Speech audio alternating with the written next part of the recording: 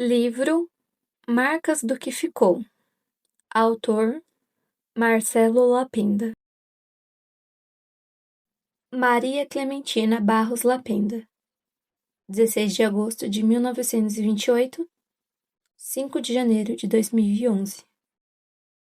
Nascida no Recife no dia 16 de agosto de 1928, filha de Noé do Rego Barros e Clementina Moreira Barros, era a segunda de 4 irmãos, Joaquim Juca, Evelina Lina e Margarina Dodô. Graduou-se em Letras Neolatinas pela então Faculdade de Filosofia de Pernambuco, da Universidade do Recife, hoje Universidade Federal de Pernambuco, em cujas bancas veio a conhecer em seu professor de italiano aquele que viria a desposar em 20 de dezembro de 1952, Geraldo Calabria Lapenda. Dessa união, 3 filhos e 5 netos: Ana Lúcia, Eduardo, Marcos, Felipe e Guilherme, e Marcelo, Marcela e Natália. Também deixou 2 noras, Sofia e Anísia, e uma nora-neta, Emília. Professora adjunta de língua portuguesa da Universidade Federal de Pernambuco, ali obtendo seu grau de mestre em Teoria da Literatura. Em 5 de janeiro de 2011, aos 82 anos, partiu ao encontro do seu falecido esposo para desfrutar um reencontro de momentos em comum, daquelas marcas do que ficou. Epígrafe. Saber lidar com a perda de uma pessoa querida é algo que deveria vir com a nossa essência desde que nascemos. Não sabemos como vai ser até perdermos alguém que amamos muito. Começamos a culpar Deus e o mundo por ter tirado de nós aquela pessoa amada, até que nos damos conta. Um dia isso acontece, mais cedo para uns do que para outros, mas acontece com todos. Que não podemos ser tão egoístas ao ponto de querermos uma pessoa sempre ao nosso lado. Precisamos saber que se ela se foi, é porque ela já fez tudo e mais do que Deus reservou para ela entre nós, e que agora ela precisa ir descansar, durante toda a eternidade, num lugar mais calmo e adorável, olhando por todos nós que ficamos aqui com muitas saudades e muitas vezes sem conseguir fazer as lágrimas secarem. Marcela Lapenda. Uma apresentação. Oi. Depois que papai faleceu, eu preparei o mais que um requiem. Sobre ele, mamãe sempre me perguntava se também seria presenteada, se teria direito a algo parecido. Lógico que não iria eu responder, mas na minha cabeça outras ideias fervilhavam, tais como tentar reunir os seus escritos para uma coletânea, transformar suas apostilas em livros e até mesmo começar com um prazo para lá de distante, a analisar como poderia preparar seu livro. Bem, falecendo mamãe, resgatei uns rascunhos e tracei o que seria o índice, sobre e como falaria sobre ela, possíveis fotos a serem incluídas. Se naquele outro momento participava qual narrador, vejo-me agora mais um interlocutor, falando de forma direta e mais precisamente ao seu coração. No outro caso, ainda que desnecessária, tratava-se de uma apresentação, enquanto aqui, uma conversa, um momento pessoal. Não se trata, assim, de um requiem, mas de reforçar marcas que ficaram, em mim e até em outras pessoas, acreditando que as páginas aqui se mostram, com certeza, poucas, onde enxeridamente procuro retratar, não apenas sonhos, mas realizações, pensamentos, talvez a demonstrar o sentimento que um coração de mãe representa em cada um de nós. Estes alfarriavos, explico, já tiveram início antes, quando buscava formar um arcabouço de currículo por ela pedido. Certo dia, em vista de um possível projeto editorial do qual participaria, reunindo algum dos seus trabalhos quando professora de literatura. Seria ele um pouco romanceado, como aquele traçado para papai, porém nenhum dos dois chegou ao termo, currículo ou projeto editorial. O primeiro será enfim aqui apresentado, resumidamente, pois ainda que não o pretenda, na acepção da palavra, lógico, um fado, longe de mim um enfadado ao leitor. Um opúsculo, É verdade, mas é de lembrar que nos pequenos frascos se esconde os melhores perfumes. O segundo ainda se encontra em projeto. Aliás, mantém-se, só que na minha cabeça, e não mais do poeta que o solicitará, das análises de seus escritos, pois já tinha seu arcabouço, antes mesmo do pedido. Enfim, repito, não uma apresentação do que era, e é sempre será, mamãe, mas buscar colocar em dia nosso papo, ainda que resumido, pois este é apenas o início de uma nova etapa, uma nova e eterna conversa que sempre teremos. Contudo, nesse meio tempo, minha filha Marcela reclamava à tia a sua herança deixada pela avó, o caderninho com as histórias que mamãe vinha escrevendo desde o carnaval de 2005, quando encontrou uma estrela do mar. Quando terminado aquele primeiro texto, após nos mostrar dizer de sua ideia de escrever, não um diário ou um livro, mas apenas escrever, Marcela pediu que aquela fosse a herança a que teria direito. Terminando esse parênteses, quando já rascunhadas algumas passagens do que tinha intitulado Marcas do que Ficou, finalmente Marcela recebe o caderno. Veio então a oportunidade de unir o meu texto ao contido no caderno, passando o livro a ter duas partes, a primeira das marcas que ficaram em mim e a segunda das crônicas de autoria de mamãe, sobre coisas que trouxeram marcas a ela. Autorização concedida por quem, agora, detinha os direitos autorais. Entendi que em minha conversa com mamãe, a ideia do livro já poderia se resumir, para o público, naquilo já escrito até aquele momento, sem precisar de novos tópicos. Afinal, maiores marcas estariam no próprio texto deixado por ela.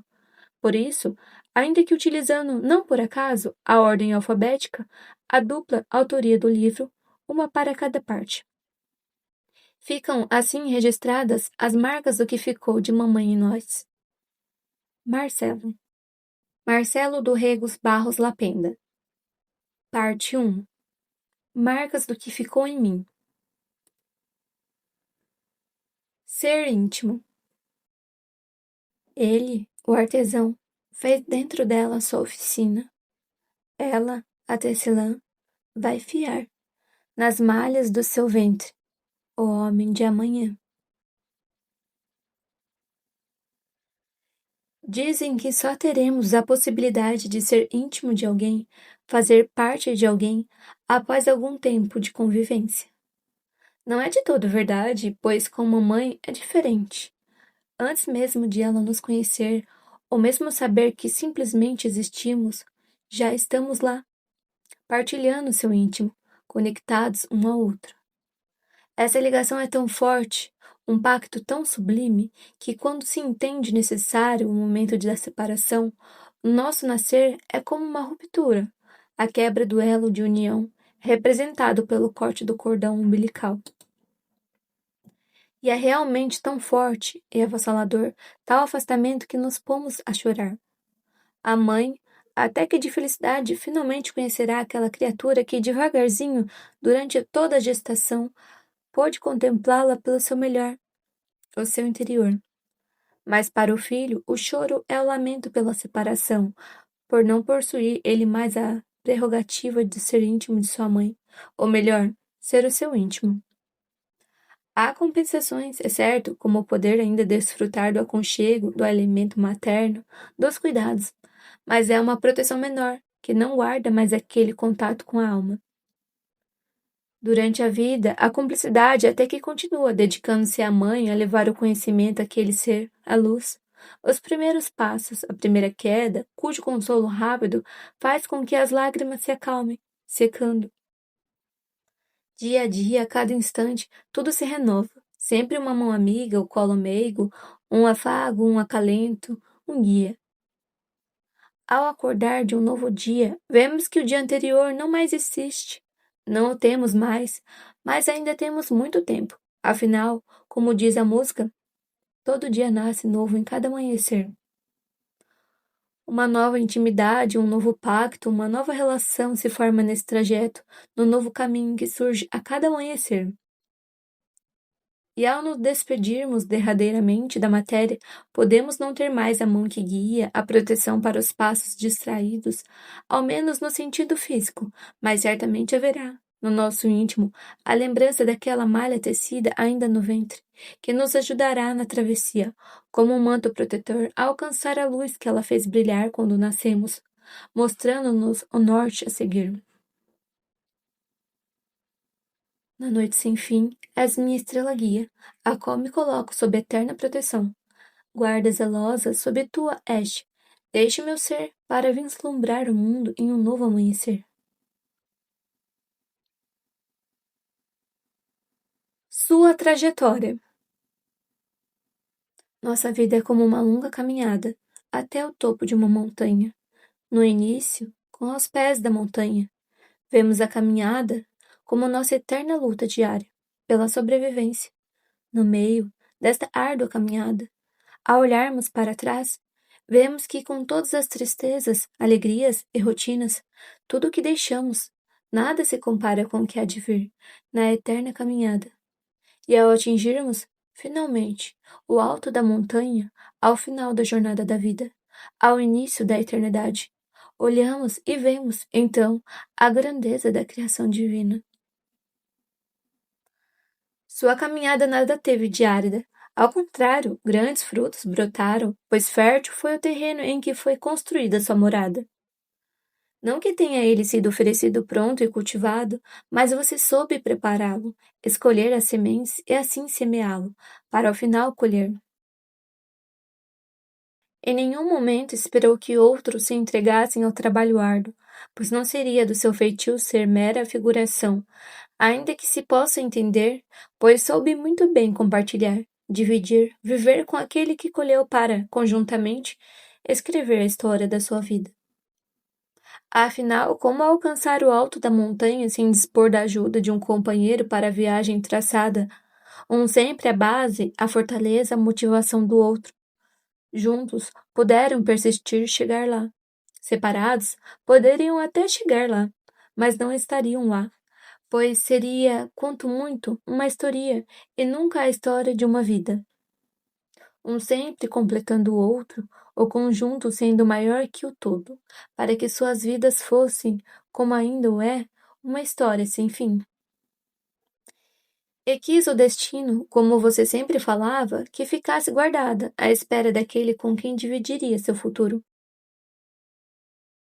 Após o término de um longo namoro, na realidade mais à distância do que se fazia no presente, eis que em seu coração surge aquela pontada digna das matérias que viriam a ensinar. Afinal, Cupido, Eros vem de mitologia clássica, apropriado para professores de grego, latim e suas literaturas. Por seu professor de italiano no curso de letras, come ti voglio bene, amore mio. Ambos abraçaram o magistério, sendo ele voltado para as línguas e você, além da língua portuguesa, as literaturas. Assim, compartilhavam um perfeito casamento, juntos no seu dia a dia, muitas vezes nos mesmos colégios e faculdades. Também uma dedicação um para com o outro, quando dos concursos que vieram a se submeter para o magistério, com o apoio necessário para obter o destaque conseguido para cada um de vocês. Igualmente, quando instalado a posto administrativo universitário, sabia papai que teria incondicionalmente o seu mesmo apoio e dedicação, sendo cúmplices nas alegrias, solidários nos momentos de tormento, os quais seriam simplesmente suplantados pela forte conexão entre ambos, possibilitando assim contabilizar as grandes alegrias, pois mesmo os percalços ocorridos representariam a alegria de havê-los vencido, diante da união que os fazia fortes. Sua vida podia até, quem sabe, não ser um palco iluminado, mas a luz sempre estaria lá, dentro de você. Não apenas a orientá-la, mas certamente para dar rumo àqueles que a cercaram durante sua passagem entre nós. Seus familiares, seus amigos, seus alunos, mais amigos até, enfim, todos os que tiveram a sorte de conhecê-la, e mais ainda, a dádiva do seu conviver. Aliás, alunos não foram poucos. Ao contrário, muitos e marcantes até, sendo ainda hoje lembrada por uma legião de fãs, não apenas aqueles que se encontravam diuturna ou esporadicamente com você, mas, e principalmente, por aqueles que religiosamente faziam questão de demonstrar a lembrança, como alguns faziam, por exemplo, ao enviarem não um protocolar cartão, mas uma longa carta no Natal de cada ano, telefonavam, enfim, sempre se faziam de alguma forma presentes, em uma demonstração de que muitos a estimavam, mesmo após tantos anos longe de salas de aula. Não seria, então, de espantar a alegria de cada um deles quando, ao ingressarem no curso superior, a terem novamente como professora, ao se tornarem professores, como colega. Bem, aqui chega a hora de pincelar, em rápidas tintas, seu currículo, lembrando os primeiros passos dados no Colégio das Damas da Instrução Cristã e no Colégio Vera Cruz.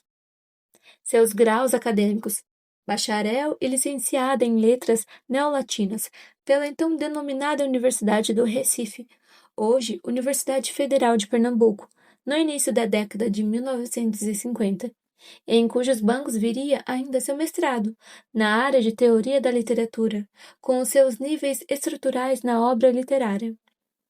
Posteriormente, publicado pela Secretaria de Ensino Superior do Ministério da Educação, através da editora universitária da UFPE, e cuja capa leva minha assinatura.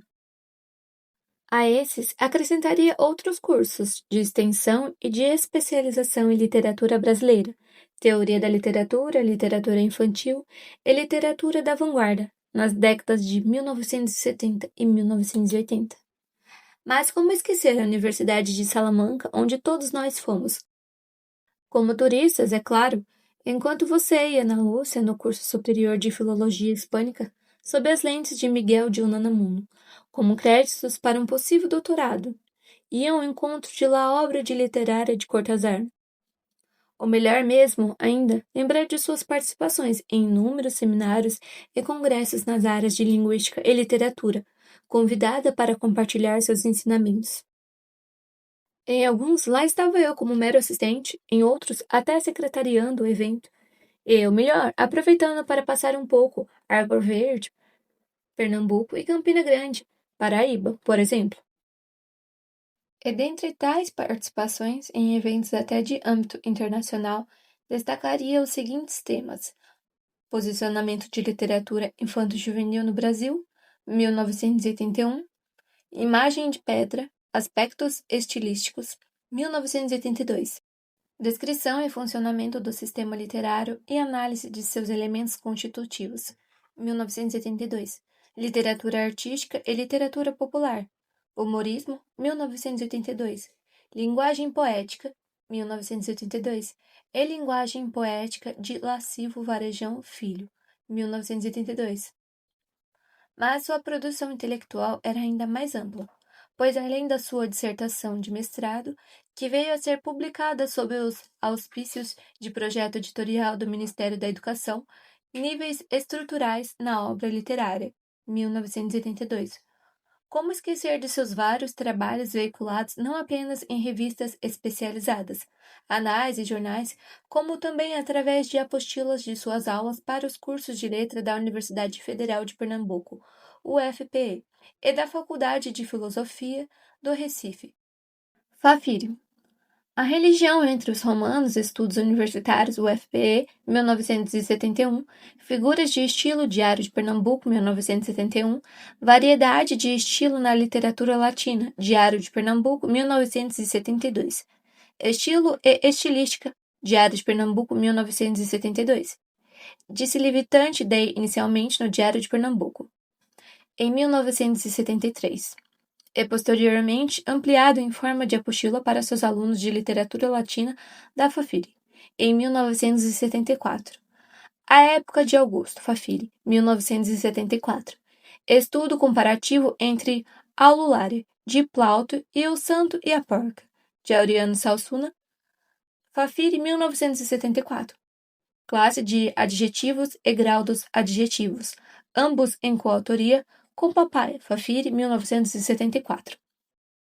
A linguagem poética de Marcos Accioli no Canto Flor, Jornal Universitário UFP, 1976, estudo sobre Canto Flor, do poeta Marcos Accioli, Jornal do Comércio, 1976.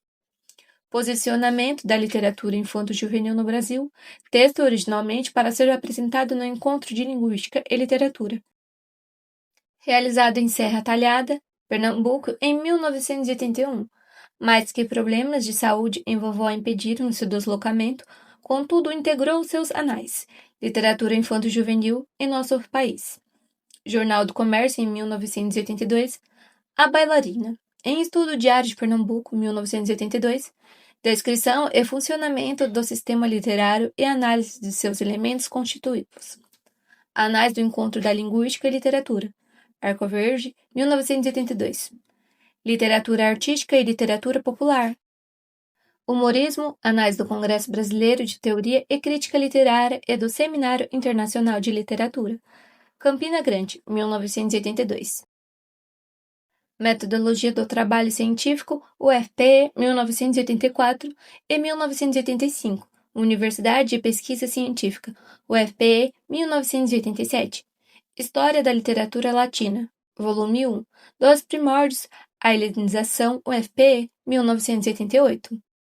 E Linguagem e Estilo de Lucilo Varejão Filho em A Imagem de Pedra, UFPE, 1989. Sem contar haver você sido convocada para fazer a apresentação do livro de poesias Um Pássaro Além do Infinito, de sua aluna Adjane Costa Dutra, em 1985. O que demonstrou nesse exemplo ser antes de uma professora, uma amiga dos seus alunos, pois o convite não teve o intuito de alguém famoso para dar ibope ao livro, mas sim conhecedora do assunto, que se sentiria grata por ser homenageada com o convite, e não homenagear ou promover a autora. Seus mais marcantes projetos de pesquisa no Departamento de Letras da Universidade Federal de Pernambuco, a pontuação na língua portuguesa, 1981-1983, Linguagem e Estilo de Lucilo Varejão Filho em A Imagem de Pedra, 1982-1987, que ensejou o pós-fácil na reedição que veio à luz, mas não aos seus olhos. Educação Artística, Curso e Profissão, 1983-1985. E Jogo e Imaginação Criadora em Cortázar, 1988-1990, em conjunto com Ana Lúcia. É como esquecer os projetos de extensão, nos quais me vi incluído não apenas nos serviços ditalográficos, como até mesmo de secretaria voluntária, a aplicação de técnicas linguístico-pedagógicas, a leitura produtiva de texto em língua portuguesa, 1981-1986. Formação de hábito de leitura, 1982-1983. Apoio educacional e cultural ao território federal de Fernando de Noronha. Projeto Esmeralda, 1983-1990. E o Núcleo de Programas Educacionais e Culturais, NUPEC, 1988-1990. Do ensino, sua participação no que hoje é denominado ensino fundamental e médio, com escolas da rede pública e da rede privada, ministrando aulas de língua portuguesa, língua e literatura latina e literatura brasileira nos colégios Porto Carreiro, 1951-1952. Damas da Instrução Cristã, 1963-1965. Estadual de Pernambuco, 1965-1974. Regueira Costa, 1970-1974. Professor Fernando Mota, 1970-1971. Sargento Camargo, 1975-1976. E Brigadeiro Eduardo Gomes, 1975-1976. Havendo dele se afastado apenas quando do início do seu mestrado. Nos cursos universitários, teve passagem no Departamento de Letras da Universidade Federal de Pernambuco, como auxiliar de ensino, 1967-1977, professor assistente, 1978-1982, e professora adjunta, 1983-1990, de língua portuguesa e ministrando ainda língua e literatura latina. Literatura brasileira, literatura infanto-juvenil, metodologia da pesquisa científica e técnica de redação. Não apenas no curso de letras, também nos de medicina, psicologia, secretariado, biblioteconomia e educação artística, entre tantos outros. na Faculdade de Filosofia do Recife, Língua e Literatura Latina e Teoria da Literatura, 1972-1977. Suas incursões na pós-graduação não deixaram a desejar, colaborando em diversos cursos de especialização promovidos pela UFPE, Pessoal Docente das Faculdades de Formação de Professores, 1980, Estilística e Estrutura da Língua Portuguesa, que nos rendeu um passeio a Tamarandé, Pernambuco, Organização de Bibliotecas Infanto-Juvenis e Escolares, 1981, Literatura Juvenil e do Adolescente, Linguística Aplicada ao Ensino, 1982, Metodologia do Ensino Científico, Literatura Brasileira, 1983, Conto Brasileiro e Poesia Brasileira, Linguística Aplicada à Língua Portuguesa, 1984, Técnicas de Ensino da Língua Portuguesa e Artes Cênicas e Artes Plásticas, 1986, Metodologia da Pesquisa Científica. Além de estilistas do mestrado em Letras 1981-1982, substituindo seu convite o amigo e titular José Brasileiro Villanova. Orientou diversos trabalhos de pesquisa sobre um livro de Darcy Ribeiro, Elizabeth Pimentel, Josineide Pereira, Laila Pazbete Craveiro e Ivana Carla Fechini de Bitra, que veio a ser publicado na revista Alcheoviro, do Núcleo de Estudos Indigenistas da UFPE 1974, e da especialização em artes plásticas, o Fandongo em Itamaracá, Cirineia do Amaral César, e como co-orientadora, Rendas de Agulhas. Renda de Biurus, Rosa Maria Bezerra de Vasconcelos, A Força Dramática e Comunicativa do Bumba Meu Boi, Jurandir Ferreira Austermann, e A História da Dança para Crianças, Gilda Helena Pedra. Antes de terminar suas laureas e honrarias, destacando haver sido parafinfa e homenageada especial em diversas turmas do curso de Letras da UFPE e da FAFAIR e de secretariado da UFPE, além de parafinfa do curso de licenciatura em Educação Artística Plena em Artes Plásticas, Artes Cênicas e Desenho da UFPE, Dr. Mariano Salsuna, 1982.2, ainda em voto de louvor do Conselho Departamental do Centro de Artes e Comunicação da UFPE pela aprovação com distinção da sua dissertação do mestrado em 1978. Pena que a mais recente dignidade a você conferida tenha sido um voto de pesar, dirigido a mim, pelo seu falecimento.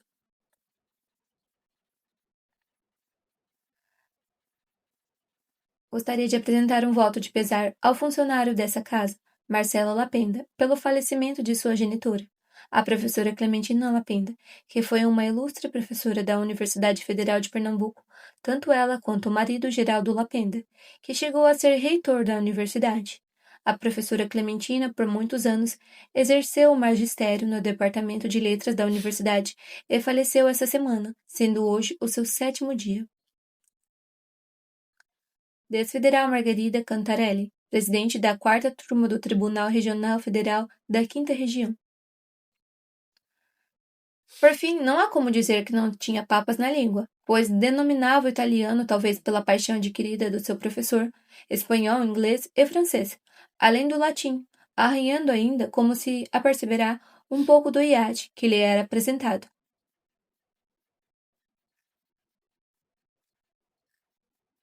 Ser amada. Sempre se soube ser papai avesso a literaturas, destacando-se ele por seu domínio das línguas, as mais diversas. Mas, talvez pela musa que ele se apresentava, não se poderia dizê-lo avesso aos versos, muitas vezes demonstrados nas dedicatórias de livros e fotos a você. Assim, celebrando esse amor, 2 destaques se mostraram necessários.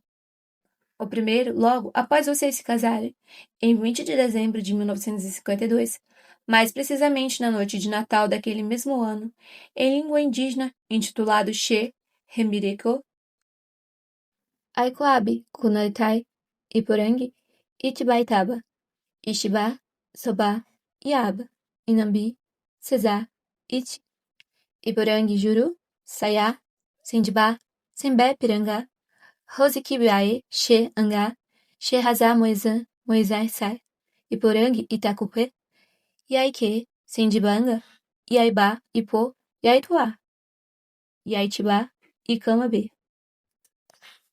Iporã-Isiá, Sumbi, Yanangurá, Sétimã, Ipitá, Zendipoiá, Icuá, Iubá, Ipe, Iporangutu, Ianquá, Iporangatu, Setê, Pacatu, Setê, Sozê, Iporangatê, Iangá, Aixé, Remericô, Clementina, Seporangá, Paianga, Opa, Xeanga, Xeque-Recô, Opa, Secô. Clementinho, Orô, Ausbê, Morão, Sebete, Pupê, Xerrasubi, Rab, GGP, Tiracohan, Ando, Randubê. Sei que seu coração entendeu perfeitamente cada palavra, sem tirar nem pôr, mas não custa nada. Para aqueles que venham a tentar partilhar tais versos marcantes e estonteantes, a tradução deixada por papai.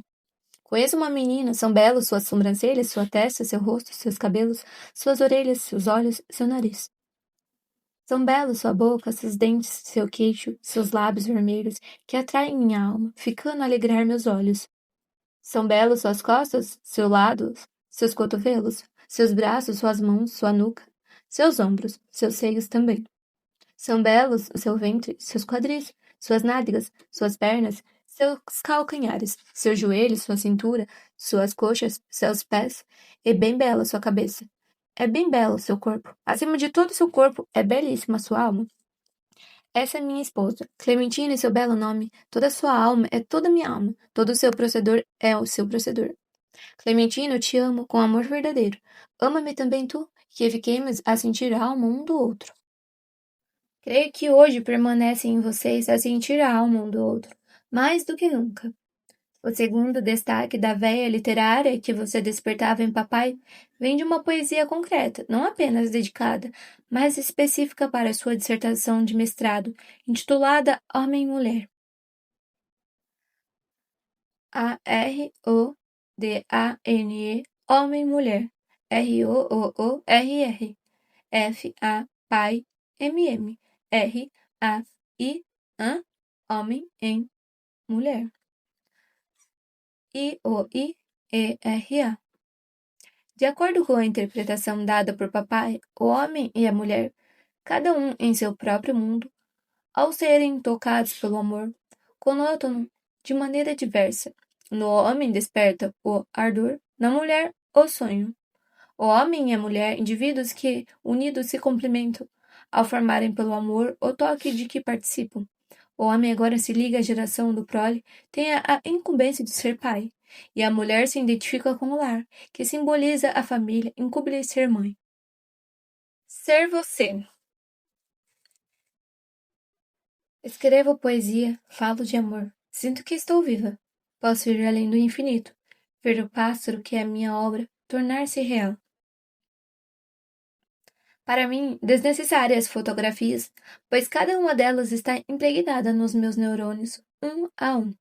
Desde a tenra idade até as suas últimas, ainda guardada no meu celular, das suas superações, ainda hospitalizada, tiradas por Ana Lúcia e por mim, já em casa.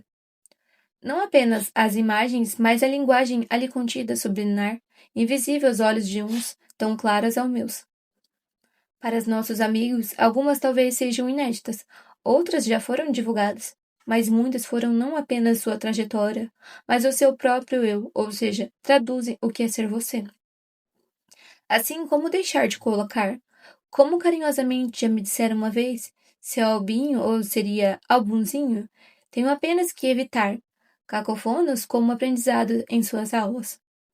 Para marcar ainda mais sua passagem, o que você foi, deixou e ficou? As fotos já dizem tudo, afinal, uma imagem vale 1000 palavras. Mas não se trata aqui de um álbum de fotografias, ou mesmo de reminiscências, e sim, como já foi dito, de uma conversa para colocar o papo em dia. Pois recordar é viver, e eu ontem sonhei com você, como sempre. Bem, você chegou, dizem, em 16 de agosto de 1928, filha de Noé do Rego Barros e Clementina Moreira Barros, N. Moreira Moreira. Seus avós paternos, Sebastião e Delfonso do Rego Barros, Renedina Rangel do Rego Barros, e sua avó materna, Evelina Medeiros Moreira, já eram falecidos. Conhecendo você apenas seu avô materno Joaquim Moreira Moreira e vovô Lofinho, de grande influência na sua infância e juventude, como também seu tio, por parte de mãe, Sérgio, para nós, para o segundo avô. Do que você me contava da sua infância, suas memórias, eu me lembro das famosas carpitadas de Tijuca, de muitas confabulações da tia Nila e Conchita, prima e irmã, bem como o Dodô, mais moça que vocês e que não fazia muita perna ainda. Também com saudade dos tempos do Colégio das Damas, as traquinagens de tia Nila, principalmente quando na época de provas, das muitas brincadeiras em sua casa, que na verdade era um sítio, depois loteado quando de reforma urbana, da vacaria na casa, também um sítio, de tia Bebê e tio Francisco, que levavam os filhos e os sobrinhos em cima de um caminhão para as folias do carnaval, além da tia Irene e tio Lula, entre outras fases que não dá para alongar, pois poderia incidir em erro ao pretender citá-las mais a fundo. Da juventude ainda seus tempos de colégio, mas agora no Vera Cruz, e de faculdade participando de jogos de voleibol, com direito até uma medalha em jogos universitários. Diretório acadêmico e seus muitos e muitos colegas, que viria após a reencontrar compartilhando, na hoje Universidade Federal de Pernambuco, atividades de magistério nos cursos de letras, filosofia, direito, entre outros. Bem, de papai todos já sabemos que o conheceu como sua aluna de língua italiana no curso de letras. Casaram-se e dessa união surgimos nós, seus filhos, Ana Lúcia, Marcos, José e Marcelo.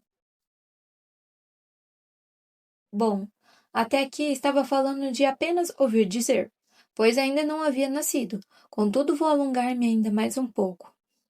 Dizem que o final da década de 1950 e principalmente o início da década de 1960 foi de grandes realizações, não apenas para você como para o Brasil e o mundo. Até lançado o primeiro satélite artificial. O homem chegou ao espaço, tá bem. A cadela laica chegou antes. Brasília deixou de ser um talvez para se tornar algo. Aliás, Brasília seria, quem sabe, um marco importante na sua vida, e talvez explique por que acho que o início daqueles anos 60 foi importante para você, um novo horizonte que se avizinhava. Quer saber por quê? Inaugurada em 21 de abril de 1960, foi a preparação para algo maior, que aconteceria há exatos um ano, um mês e um dia, meu nascimento. Quer coisa melhor e mais importante para mim? Óbvio. E o melhor, após compartilharmos uma relação a dois, apesar dos reclamos externos de também quererem partilhar daquilo, nossa intimidade, meu aconchego, você iria mostrar-me ao mundo e vice-versa. Aqui tinha começado uma nova história, ou melhor, um novo capítulo da sua história, e também o fim de outro, ou melhor, de um índio, literalmente carregado por você. Aliás, dentre os muitos significados para meu nome, vieram-me mais um: mar, céu, ou seja, a ligação entre eles, a linha do horizonte. Por isso, no início, sua presença constante, principalmente quando eu quase partia, dizem que dessa para melhor, o que ainda não é do meu conhecimento, mas sim de você, papai, seus pais, irmãos. Tudo era novo, lógico, e os momentos eternos.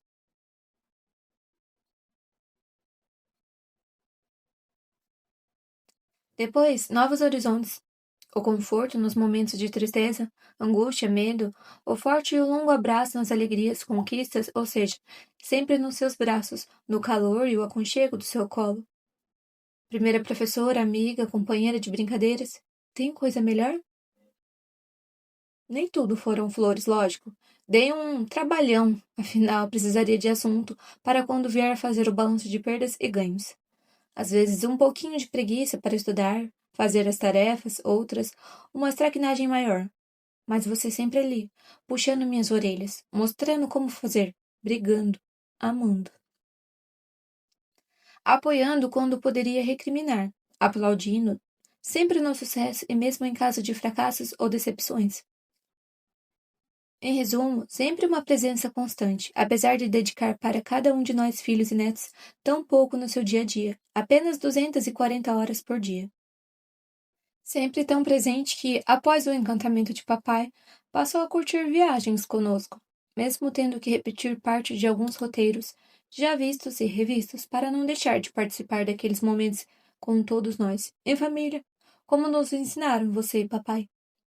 E mesmo quando ele ainda entre nós, Lá estava você conosco. Cinema, teatro, show. Fosse um simples passeio, aqui mesmo em Recife ou uma cidade próxima, ou um grande cruzeiro marítimo, atravessando o oceano, sempre participando das nossas felicidades, dos nossos instantes, que eram registrados em instantâneos, como se dizia antes, mas não muito antigamente, sobre as fotografias. E nelas, algumas viagens, passeios e momentos em família. Mas não eram meros instantes, pois são eternos, ou melhor, é eterno. Cada um daqueles momentos, seja mãe, filho, pai, mãe, filhos, avós, filhos, netos. Carnaval, nos clubes, nas ruas, no corso. Natal, nas igrejas, nas luzes. Apenas uma coisa preocupava: sua morte. Não a morte em si, o momento, mas sim a época do ano. Pedia sempre para não morrer no carnaval, ou em outro evento muito festivo, para não estragar a alegria de ninguém. Já pensou ter que ir a um enterro em pleno carnaval? Bem, sua ideia era Semana Santa, quando todos já estão naquele clima de tristeza mesmo. Deprê, né? Se bem que você ficava na maior angústia todos os anos. Será neste? Mas falhou. Quis o destino em um momento festivo, mas não tão profano como a folia monesca. Religioso, mas não na Semana Santa. Sobrou, então, ao invés da morte do Cristo, o seu nascimento, talvez por ser o renascer de cada um de nós. Quem sabe? No fundo, creio que significou exatamente isso. Você não morreu, apenas nasceu em outro lugar, deixando uma saudade imensa, porém amena quando sabemos ser você quem foi, e é sempre será. E mais, que foi ao encontro de papai, em um momento pra lá de festivo, ao som do piano da mais que centenária tia Bebê, que lá chegou um pouquinho antes, e na companhia de vovô e vovó, entre outros não menos importantes em sua vida, valsar no grande salão azul, naquele chão de estrelas, onde vocês cintilam todas as noites para nós, para todos. Cabe aqui uma pequena explicação. Quando ainda na UTI, você disse que havia, digamos, sonhado com papai. Achado até aqui no inferno, contudo, estava em uma sala, toda arrumada. Será? Trajando roupas brancas e disse não poder dar muita atenção a você, pois estaria terminando um estudo, um compêndio do linguístico, para dar um dos seus netos. Logo brincamos, dizendo que seria um dicionário de diabes, não sabendo apenas ser destinados ao neto por ter que o utilizar ou talvez para prosseguir tais estudos, profissionalmente. Ao ser internada de novo, seus derradeiros momentos, disse você que iria morrer, até que seus netos caninos, Theo e Oz, já tinham se despedido. Ao que retrucávamos, alegando que o livro ainda não estaria pronto, logo não seria o momento, mas parece que já estava no prelo e finalmente estava marcada a cerimônia de lançamento. Enfim, o momento festivo para o qual você empreenderia sua última viagem, desta feita para reencontrar papai, deixando aqui saudades e também alegrias pelo que representa você para todos nós. Como sempre em nossas mentes, juntos, servindo até de exemplo em informe publicitário. Em suas bodas de ouro, 2002, um brinde a uma longa história de amor e, mais uma vez, canções para a amada, o Sole Mil Sans ET. Além de outros tantos momentos, para nós também importantes, reunindo a família. Sonho de avó. Ser mãe é padecer no paraíso. Ser avó é saber-se geral que a mulher sonha com a maternidade, não apenas a sua, mas inclusive da sua descendência, neste caso assumindo um papel redobrado. Ser mãe duas vezes, apenas que já contando com a experiência adquirida e principalmente podendo viver o neto sem responsabilidade de ser a mãe. Como diz o adágio popular. Disse que a pessoa se realiza ao escrever um livro, plantar uma árvore e ter um filho. Para a mulher, deve-se acrescentar, como forma de exprimir sua feminilidade, além de ser mãe, ser avó, ver a cria da sua cria, educá-la sem um compromisso materno, enfim, afastar as preocupações, apenas sentir as alegrias. Com você, em parte, foi diferente. Não utilizou tal prerrogativa, assumindo em diversas oportunidades um papel mais de mãe do que de avó. Com Eduardo, seu primeiro neto, pelo convívio quase que diário, mãe e avó. De início, uma cumplicidade sua com Ana Lúcia, Depois uma relação mais forte, pois bem dizer, ela passou sua infância conosco, sendo papai mais pai do que avô, e você, alternando sendo o papel de mãe. Marcela, quarta nossa geração e primeira neta, já que Anísia, pelo seu trabalho, via-se obrigada a viajar quase que semanalmente por toda ela muitas vezes. Via nas avós o papel de mãe. Quantas vezes chamou você de mamãe, ao invés de vovó, quer pelos seus abraços e carinhos, quer e principalmente por sua presença quase que constante no início da sua vida. Ainda que não se possa dizer igual na intensidade dessa relação quase materna, não seria ela em menor escala para os demais netos, Felipe, Guilherme e Natália.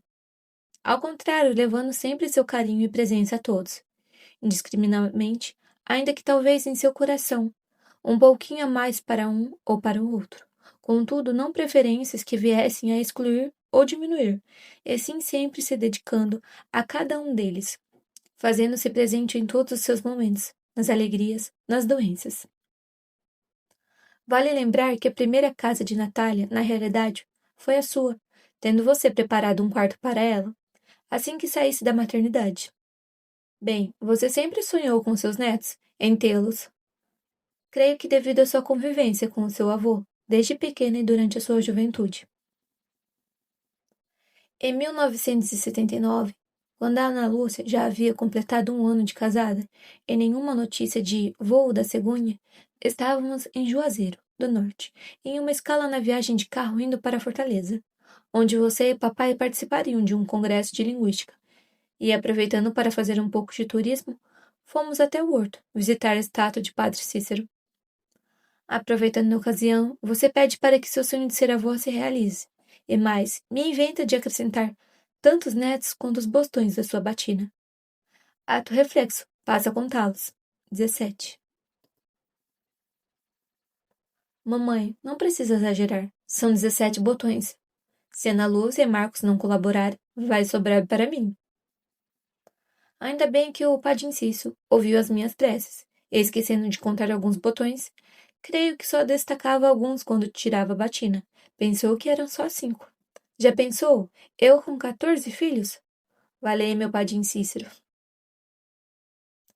Atendidas suas preces, ainda que após algum tempo, enquanto o padre Cícero revia como abotoar sua batina com menos botões, ufa!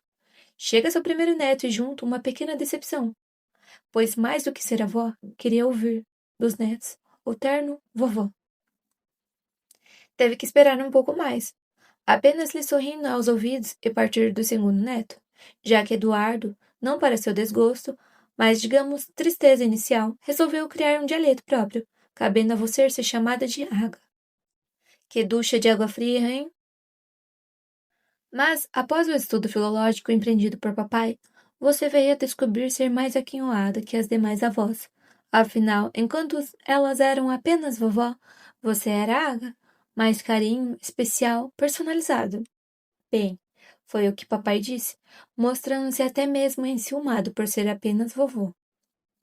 E terminou pegando, pois as demais netas e mesmo outras pessoas passaram a adotar Água como seu nome, passando a ser chamada de Vovó Água pelos outros netos. Até vovó, ou seja, a bisavó deles, passou a ser Biaga. Para papai, Felipe e Guilherme deram um jeitinho, ficando Vovô Adô, em vez de Vovô Geraldo. Essa passagem apenas demonstra que você soube bem desempenhar seu papel como avó, realizar seu sonho, sempre de braços abertos para receber os netos, inclusive aqueles, diria eu, adotados, para os abraços bem fortes, compartilhar com eles seu dia a dia, suas preocupações, alegria, sucessos e até eventuais fracassos. Em resumo, mais do que mulher, você se realizou como uma avó. Afinal, ser mãe é padecer no paraíso. Ser avó, além de o próprio paraíso, é realizar-se. Homenagens eternas. No livro de presença, quando do seu velório na despedida da sua viagem derradeira, seus filhos, noras, netos, amigos e parentes manifestaram o carinho, as lembranças da sua vida. Mais uma vez as eternizo. Mamãe, a cada dia que passa estamos a perder um pouco de nós mesmos, em cada pessoa querida que se vai. Você e papai levaram muito de mim, mas também deixaram muito de vocês. Obrigada por tudo, pela forma como vocês me ensinaram a ser. Um beijo muito carinhoso da sua filha, que está triste pela sua ausência, mas feliz por saber que você está ao lado de papai. Ana Lúcia, Clementina. Muitas saudades, ótimas lembranças, muitos ensinamentos e um enorme legado. Um beijo grande. Sofia. Você e papai foram meu guia e exemplo de vida. Obrigado por tudo que sou. Saudades. Marcos. Agora não teremos os papos de mais de 50 anos de bancos de faculdade. Lembranças a Geraldo. Palhares. Você sempre esteve comigo me guiando e espero que mesmo agora você esteja ao meu lado, fazendo o que você sempre soube fazer. Te amo, vovó. Natália. Obrigada pela mãe sogra que você foi. Jamais esquecerei de todo o carinho e ensinamentos que você sempre soube sabiamente me dar. Saudades. Anísia. Se há vários anos, nestes dias 5 e 6 de janeiro, você sentia a dor do parto, hoje você parte e nos deixa a dor da saudade. Contudo, não será uma dor doída ou dolorida, pois beijos de mãe cara tudo que você nunca se furtou de distribuí-los. Você não partiu, apenas juntou-se na constelação onde já se encontra a estrela da sua vida. Papai, do seu filho, Marcelo. Querida tia Maninha, guardaremos com carinho as boas lembranças que temos de nosso convívio. Kinka e Kátia. Vovozinha linda, obrigado por estar sempre ao meu lado, quando precisei, por todas as nossas conversas e bons conselhos, por todos os bons momentos. Vou sentir falta de você, dos seus abraços e seus carinhos. Vai com Deus e descanse em paz ao lado de vovô, e olhando por todos nós. Te amo muito. Da sua moreninha Marcela. Tia Maninha, ficamos com as boas lembranças que o tempo não apaga. A benção. Ricardo José e Carmen. Saudades. Todos os amigos e parentes. Mas não ficaram apenas naquele momento. Outros amigos e parentes se fizeram presentes, ainda que virtualmente, por e-mails, mensagens, pelo Facebook e pelo Orkut, em outras formas de demonstração de carinho que nutriam por você. Ser exemplo. Aqui você não se encerra, apenas toma outro caminho, no qual não será possível dar, fisicamente, as mãos, mas sim transformar nossas essências. Se antes eu participava do seu íntimo, ainda no seu ventre, hoje você é parte integrante de mim, no meu íntimo, do meu eu, dentro de mim. E o melhor, sem qualquer possibilidade de separação, como aquela depois de passados nossos meses de unicidade, cumplicidade, sendo tecido em suas entranhas, quando enfim a luz foi você apresentado. Hoje você é a luz, ilumina, brilha, por isso não foi e nunca será. Apesar da tristeza, difícil vencer a timidez, e ao público bradar o amor. No duo, eu e você e eu, que até partilhávamos com os outros, mas sempre eternamente nosso. Assim, não se torna difícil apresentar a pessoas amigas, parentes próximos e longínquos para mim, naquele momento até que desconhecidos, não para você. Alunos e colegas, uma oração singela, uma narrativa do que você é, sua união com o papai. Perguntou a flor: o aroma, acaso, me sobreviverá? Perguntou a lua: alguma luz guardo depois de morrer? Mas o homem disse: porque acabo e fico entre nós o meu canto. Tô triste, mamãe partiu. Foi morar no infinito e virar constelação. A dor do parto sentiu ela por 3 momentos, sendo que o primeiro coincidente, se bem que afastado no tempo por alguns, não poucos, anos com o quarto e definitivo, quando utilizando-se da sua docência, fez aplicar a forma verbal. Agora, eu parto. A dor sobrou para nós, que aqui ficamos, contudo, mais uma vez ouso dizer que não se trata de uma dor doída ou dolorida, pois beijo de mãe cura tudo. Sempre renovo em mim nada ser em nossas vidas por acaso, fruto de meras coincidências que não existem. Quando o papai faleceu, encantou-se, disse eu à época, pois furá o infinito na busca de sua constelação. No dia 19 de dezembro, há 6 anos, 2004, seu corpo baixou em sepultura no dia 20 de dezembro, quando ambos comemoraram 52 anos de casados, compartilhando ali aquele festivo momento com parentes e amigos. Mamãe, falecida no dia 5 de janeiro, juntou-se a papai.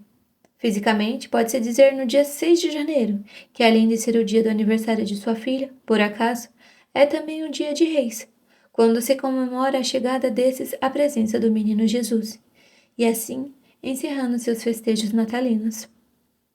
Aqui, um parêntese para melhor entender, já que em nossa família, em vista do aniversário do seu casamento ser no dia 20 de dezembro, era nessa data que nos reunimos para a ceia de Natal, ou seja, o início daqueles festejos do Advento.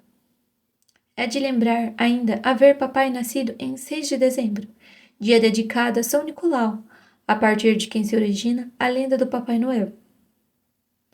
Outro fato, ainda quando se encontrava o papai fisicamente entre nós, as noites de quinta-feiras eram sagradas, reunindo-se toda a família à missa. Bem, em uma quinta-feira, no dia 6 de janeiro, não apenas seu núcleo familiar, mas toda a família e amigos se reuniram no sepultamento do corpo de mamãe. Ainda ali ela a encontra dois, naquela nova morada, com os restos mortais de papai, lado a lado, desfrutando um reencontro onde poderiam até ter dito, após a cerimônia, enfim, sós, nunca, mas juntos, outra vez, no mesmo leito. Retornando ao caso, rememoro uma, digamos, profecia de Lourenço, índio fúmea, que muito ajudou papai quando dos seus estudos sobre a língua Iatê, já que em diversos momentos intermediária, segundo ele, os espíritos sagrados indígenas para revelar o futuro. Para as grávidas que moravam nas redondezas, qual o sexo da criança? Para outros, digamos, como seria a morte dos indagantes, seu contextos? Para papai e mamãe, disse ele que, de tão unidos, poucos dias separariam o falecimento de cada um, até mesmo sendo a hipótese de ser no dia seguinte ao do outro. Tudo bem que, cronologicamente falando, até mesmo utilizando-se do calendário oficial, mais de 6 anos separaram seus falecimentos. Mas como desconsiderar que um dia se foi no início, para nós, dos festejos natalinos e o outro no seu encerramento, quando de queima da lapinha? Ainda, papai na comemoração do seu aniversário de casamento, ou seja, naquele que é considerado o primeiro dia de vida a dois, enquanto mamãe, na comemoração de aniversário do primeiro filho, sua filha, cujo nascimento representaria o passo seguinte, o segundo dia na vida de um casal. E mais, um dileto aluno deles, Padre Caetano, impossibilitando de celebrar, pela separação geográfica, a cerimônia de bodas de ouro, desejo daqueles nubentes, cultuou a esperança de uma nova vida para papai, quando do seu sepultamento, primeiro dia, e hoje a esperança de uma nova vida para mamãe. Neste seu 7º dia de falecimento, segundo dia. Assim, simbolicamente, foram juntos formar uma nova constelação. Ainda que temos podido usufruir da presença de mamãe por mais algum tempo, até aquele dia seguinte. Por fim, um epitáfio. Ao nosso lado, viu o sol nascer e se pôr. Aliás, não se aplica a nenhum deles a letra da conhecida canção, até mesmo porque não foi o acaso que me protegeu quando andei distraído, mas sua mão atenta e amiga. Siga em paz, mamãe, ciente de haver cumprido, sem qualquer ausência, todos os papéis que lhe foram reservados na sua passagem terrena, como filha, esposa, mãe, avó, amiga. Coisa para se guardar no nosso lado esquerdo do peito, dentro do coração, mesmo na distância. 30º dia. Não se admire se um dia um beija-flor invadir a porta da tua casa, te der um beijo e partir. Fui eu que mandei o beijo, que é pra matar meu desejo. Faz tempo que eu não te vejo. Ai, que saudade de você. Puxa pra cá, mexe pra lá, e eis que Ana Lúcia marca a míssima pelo 30º dia do seu falecimento. Não para o dia 4 ou 5 de fevereiro, como esperado, mas sim para o dia 3, para variar uma quinta-feira e, como sempre, nada por acaso. Lembrei-me que, nesse dia, em 1968, de uma ninhada de filhotes de poranga e bolinha, um cachorrinho ficou conosco, para mim, melhor dizendo. Um grande decorador e artesão, pois modificou os móveis da casa e nossos sapatos e sandálias, roendo tudo, a razão pela qual foi repassado para Maria, a lavandeira, que há muito estava de olho nele. O mais interessante é que desde a véspera da missa, ou seja, no dia 2, não parava eu de cantarolar aquele pedaço de música lá em cima. Alguns talvez não se lembrem ou saibam, mas nós dois temos muito bem a certeza ao que me refiro.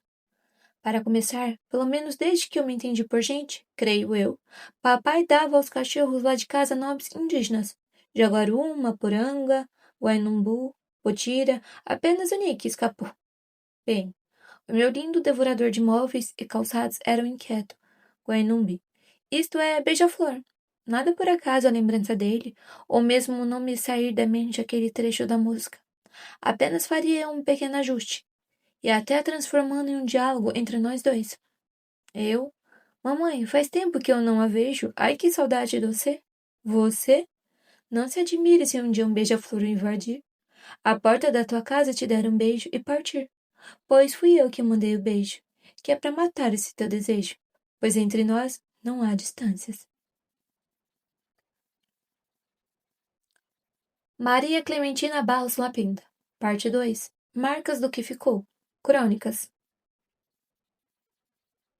O acaso é pseudônimo de Deus, quando ele não quer assinar. Daphne Gautier. A Estrela do Mar. Terça-feira, 8 de fevereiro de 2005. Praia de Tamandaré, Pernambuco. Baía dos Corais.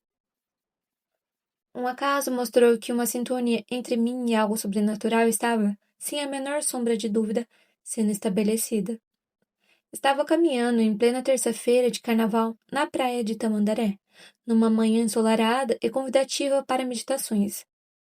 Admirando a natureza exuberante, a tranquilidade do local e a grandiosidade do oceano, iniciei um diálogo com Deus, agradecendo por todas as coisas boas recebidas, pedindo-lhe forças para suportar as saudades e a grande falta que sinto de Geraldo. Ainda não decorreram 2 meses desde que ele partiu do nosso convívio, no dia 19 de dezembro de 2004.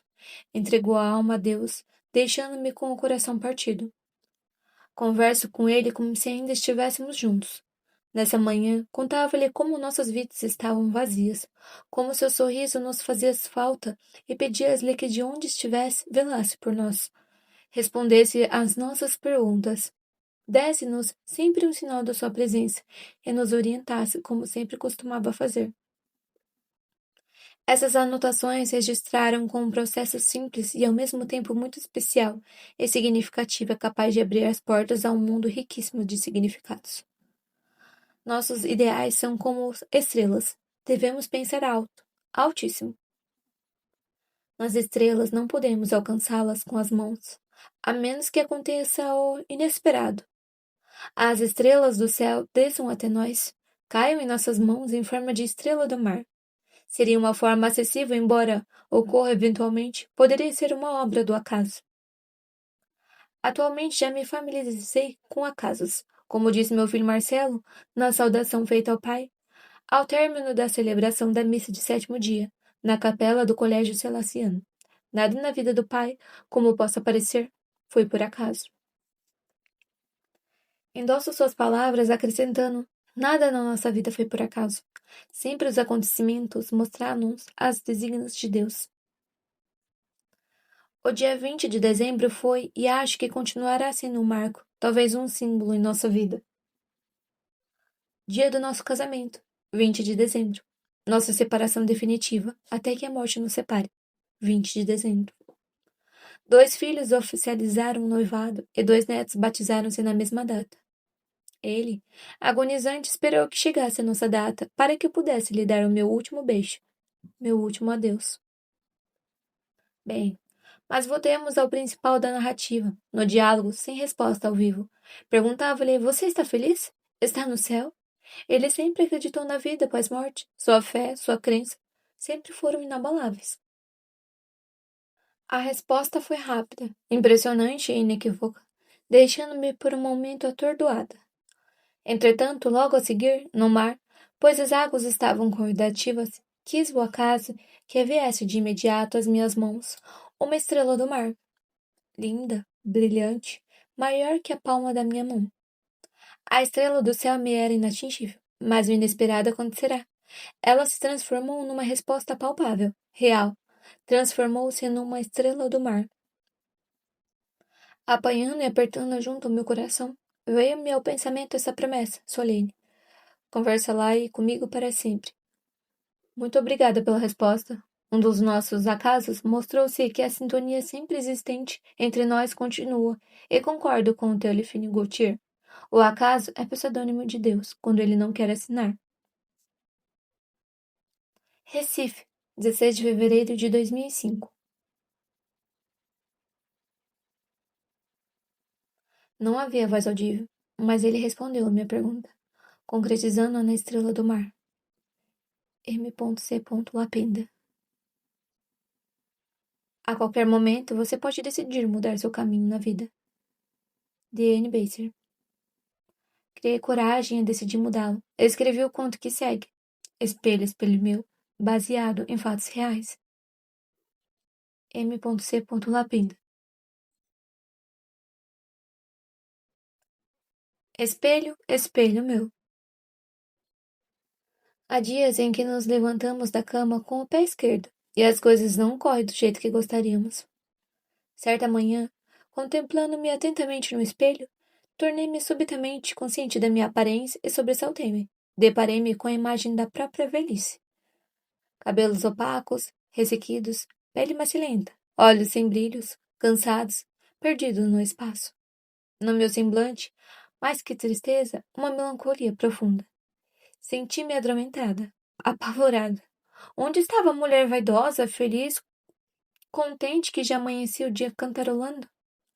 Lembrei-me das inúmeras vezes que, ao visitar um espelho, principalmente nos elevadores, inconscientemente dava um toque nos cabelos, provocando gracejos por parte de Geraldo. Esquecia-me até que os elevadores só andavam se fossem acionados. Era sempre ele quem os colocava para funcionar. Minha atenção estava invariavelmente fixada nos espelhos, na minha imagem refletida. Naquele momento, um sentido de urgência e determinação brotou dentro de mim.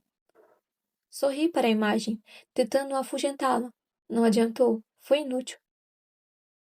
Recebi de volta uma careta. Obriguei-me a descobrir, no meu íntimo, uma super força para me obrigar a reagir. Chegará a hora de afugentar o desânimo, de reviver, de retornar à minha rotina, de fazer as coisas que sempre fazia e que, a partir daquele momento, queria novamente fazer. Chegará a hora de mudar meu comportamento, de tocar minha vida para frente, arrumar meus cabelos, escolher roupas alegres, usar maquiagem e, enfim, ser a mulher que meu marido tanto se orgulhava e admirava. Lutar para voltar a ser eu mesma, abrir os olhos para a vida, sacudir e empurrar para bem longe aquela mulher velha e amargurada. Era o começo do meu despertar, a hora de acreditar na minha vontade, de preencher novamente a minha vida com momentos especiais, voltar a transformar meus sonhos em realidade. Só acreditando em mim, atingirei metas. Sentirei e farei com que aqueles amo sintam orgulho. Vaidade da mãe, sogra, avó, ache-me bonita. Chorei muito e choro ainda. A perda foi muito grande, mas chegou a hora de não ser apenas um fardo, e sim uma ótima companhia. Não quero ter medos. Quero recomeçar, acreditar que, mesmo nas noites nebulosas, as estrelas brilham e velam por mim. Uma em particular. Os problemas continuarão existindo, mas devo ficar consciente de que nossa felicidade depende exclusivamente de nós.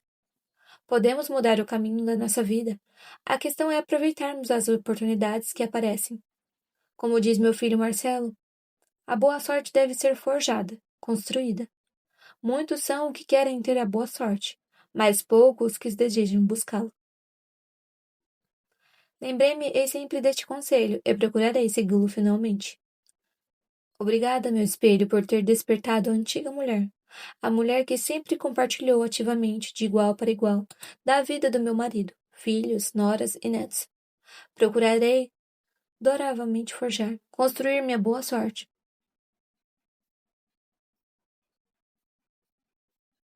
Nada dura para sempre. Tudo na vida é passageiro. Glória, poder, fama, mocidade, menos o amor verdadeiro. Este é um sentimento raro, mas existe. A alma é imortal, logo o amor perdurará. Talvez até com mais intensidade, com mais leveza no coração, com mais tranquilidade, com mais segurança, fazendo-nos sentir as dimensões sublimes do espírito.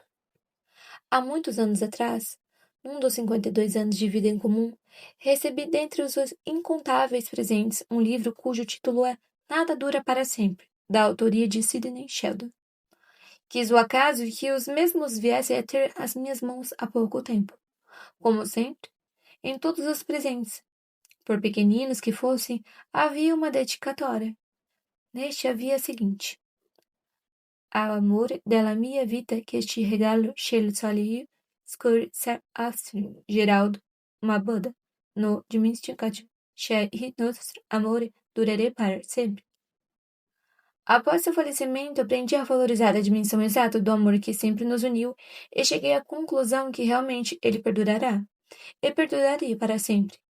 E nosso amor durará por sempre. A morte não me roubará a pessoa amada.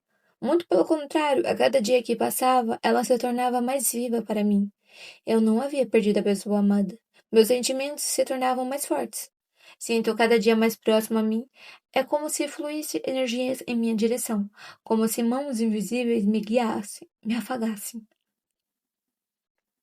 Sei que ainda não consigo conter meu pranto. Lágrimas continuam, não sei se ainda por quanto tempo, tratando meus olhos, inundando minha face. Como é bom chorar um ente querido. É uma saudade gostosa, confortante. A sensação de perder muito forte ainda está muito presente dentro de mim. O vazio ainda não está preenchido. Sinto medo, mas sinto também que começo a crescer espiritualmente, a sentir uma nova forma de amar. Amar sem egoísmo, com uma grandeza de sentimento antes nunca experimentada. Aprendi a conviver espiritualmente, a valorizar a dimensão exata da pessoa que já considerava inatingível, através do achado por acaso, através da dedicatória profética. Non dimenticate che il nostro amore durare per sempre. Nada dura para sempre. Sidney Sheldon. Ao amor da minha vida, este presente que só um coração sabe oferecer. Geral. Mas veja, não se esqueça que o nosso amor durará para sempre. Buscamos ao Senhor e ele nos respondeu. Salmo 33, 5.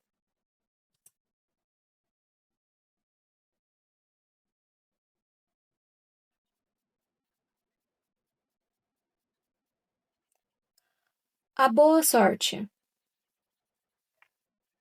Quando as coisas saírem erradas, quando parecerem impossíveis, não deixe seus sonhos se desmoronarem. Não desista de imediato. Lute. Você é jovem, inteligente, bonita. Para que chorar o leite derramado? Essas foram mais ou menos as palavras de meu pai, após minha primeira desilusão amorosa. Começará a namorar aos 14 anos e após 7 anos de sonhos e ilusões, nada mais restava. Meu mundo ruirá. Resolvi deixar de ter pena de mim. Resolvi renascer, crescer. Estávamos no fim do primeiro semestre do ano de 1950. Por obra do acaso, foi inaugurada no Recife a Faculdade de Filosofia e Letras de Pernambuco. Inscrevi-me para o vestibular da cadeira de Línguas de Neolatinas. Compreendi as seguintes disciplinas: latim, português, francês, espanhol e italiano. As disciplinas me atraíram. Algumas, como o francês e o espanhol, já o dominava regularmente. O italiano também não me era totalmente desconhecido. Já me afeiçoara à sua sonoridade. Meu pai tinha uma belíssima voz de tenor e cantava áreas de óperas em italiano. Quanto ao latim, na minha época fazia parte das disciplinas obrigatórias.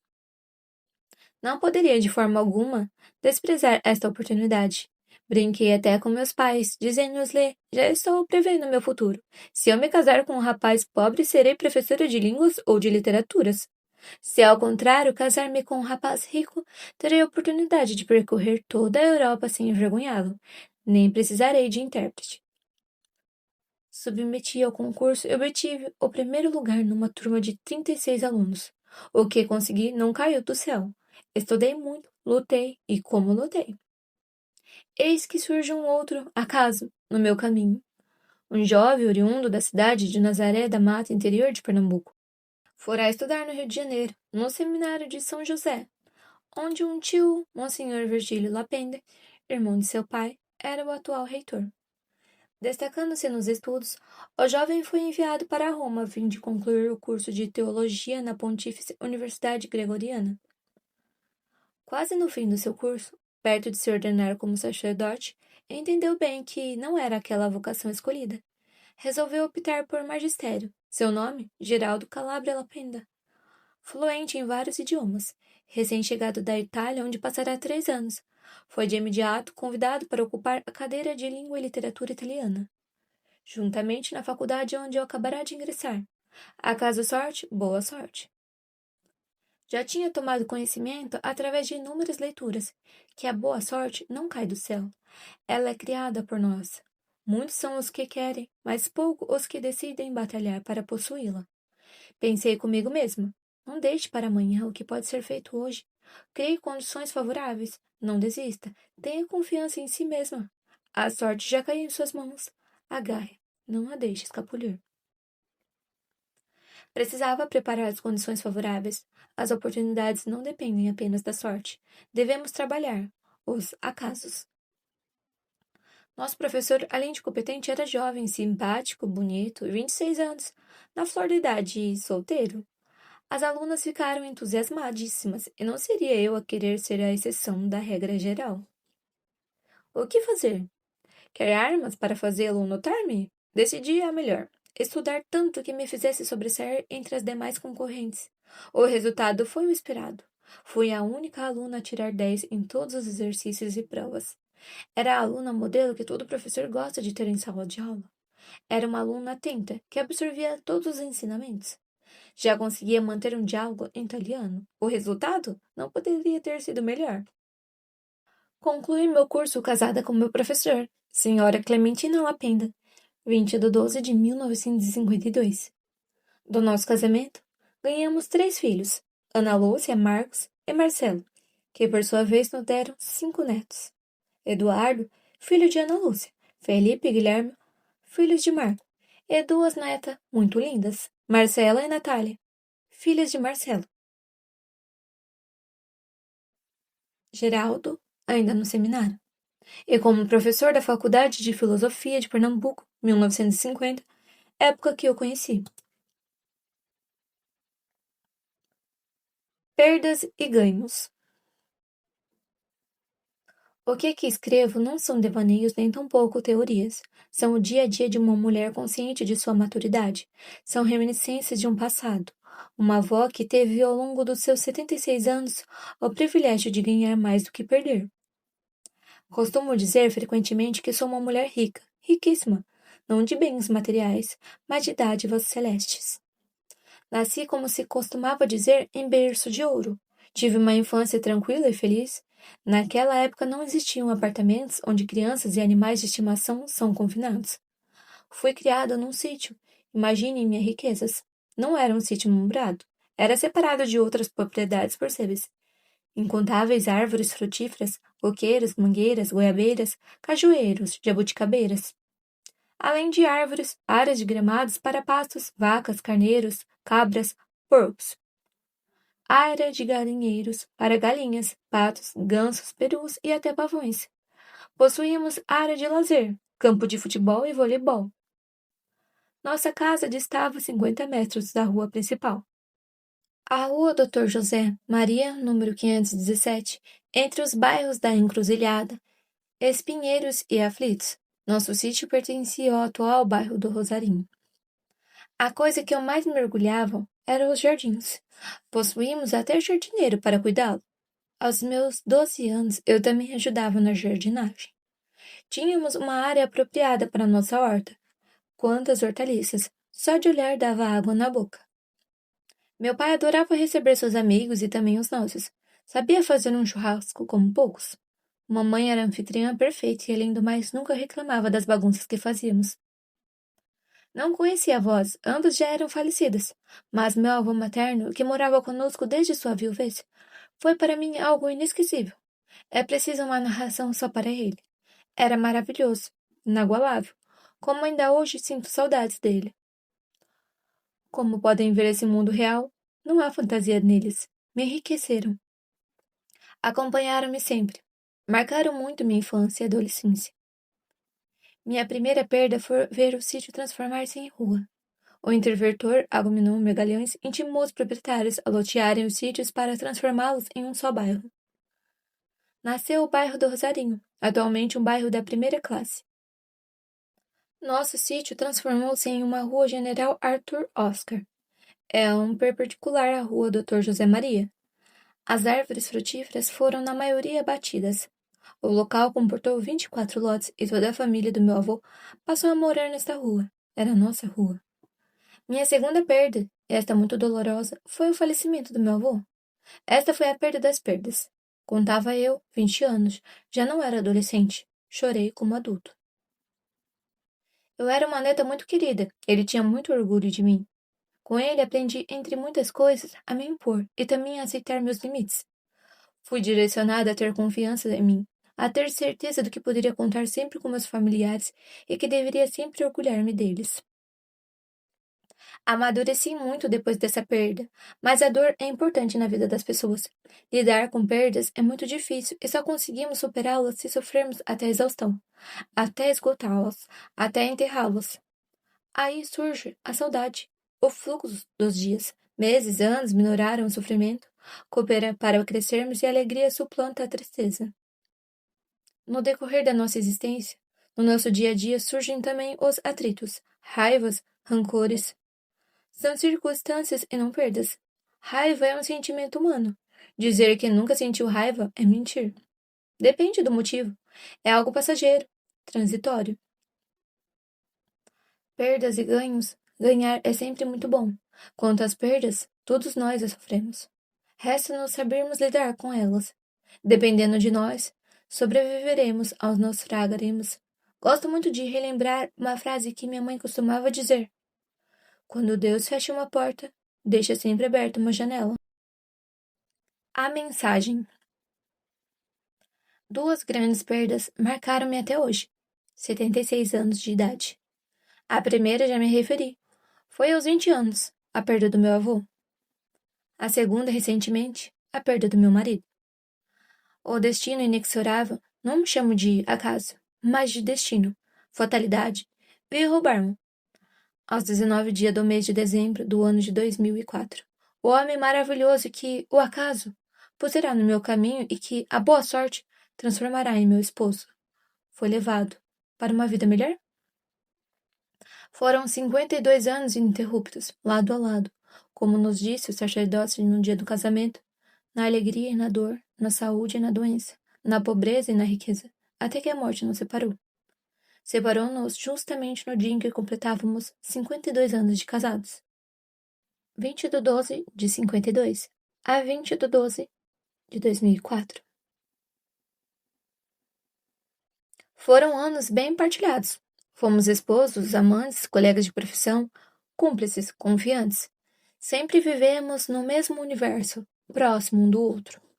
Passada a primeira fase, lua de mel, paixão, começamos a nos conhecer verdadeiramente, virtudes e defeitos, a nos amar melhor, a saber querer bem, a sermos pacientes um com o outro.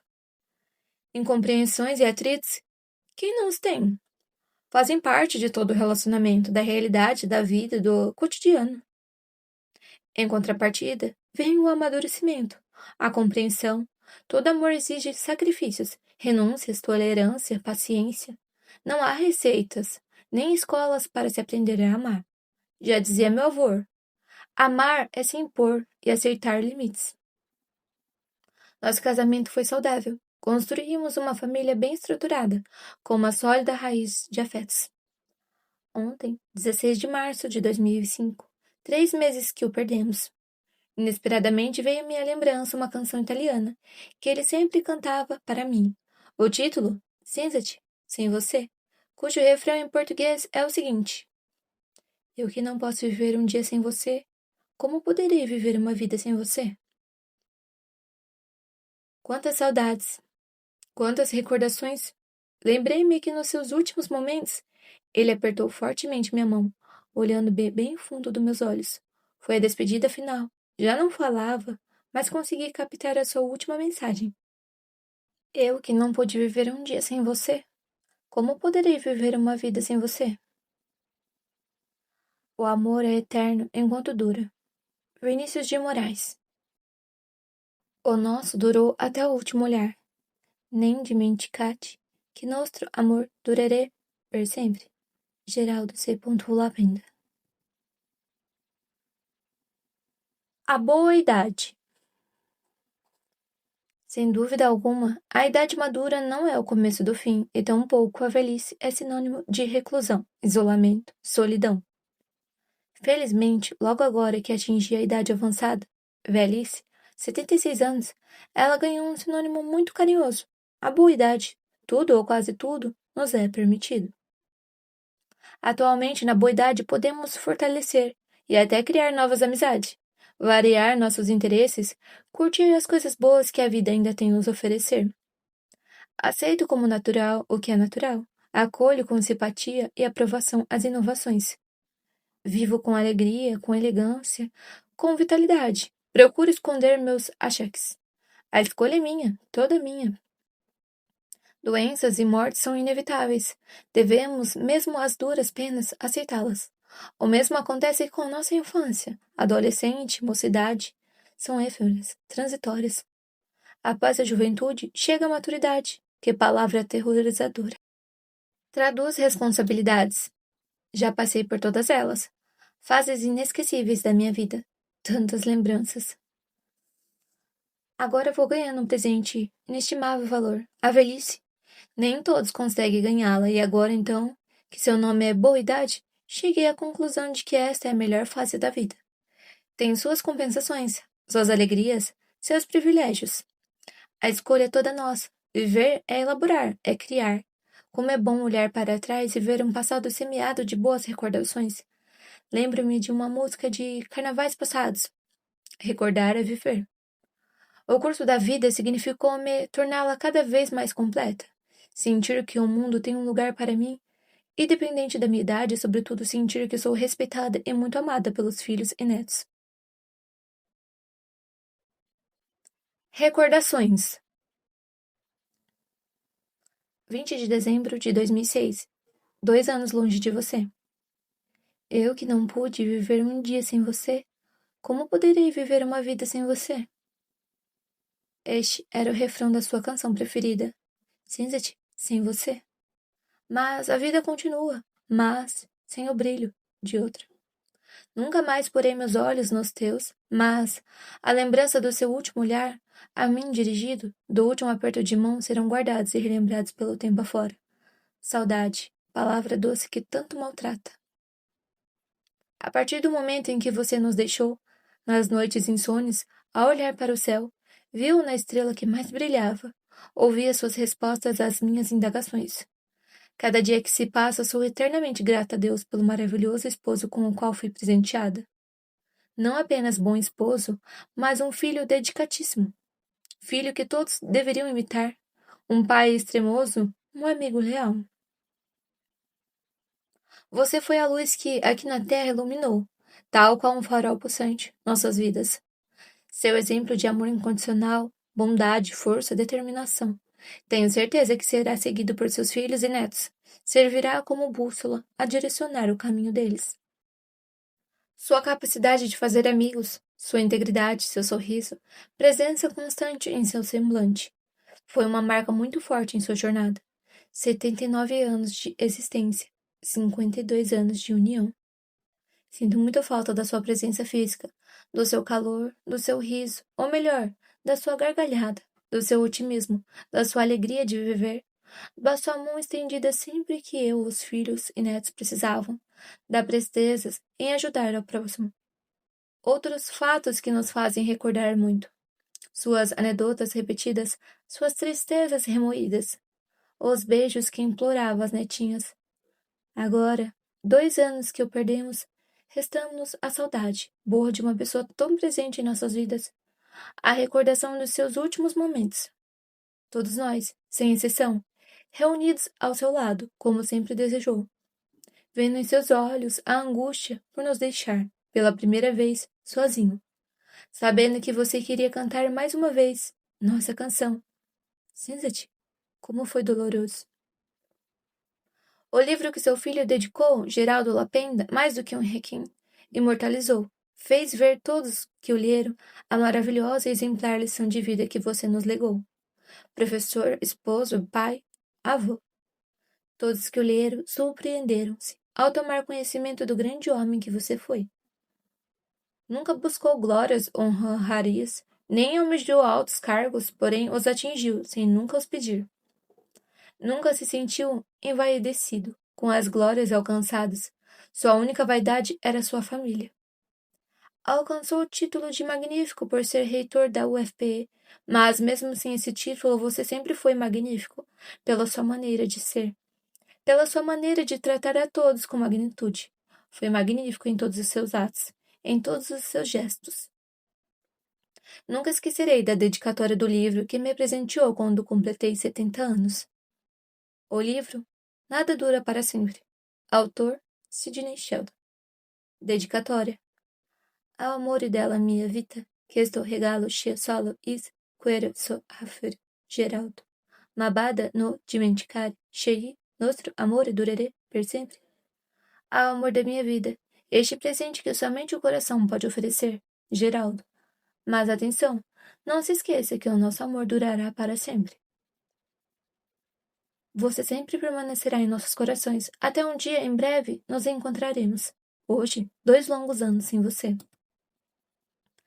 Sempre que uma lágrima cair, lembra-te que um novo sorriso brotará.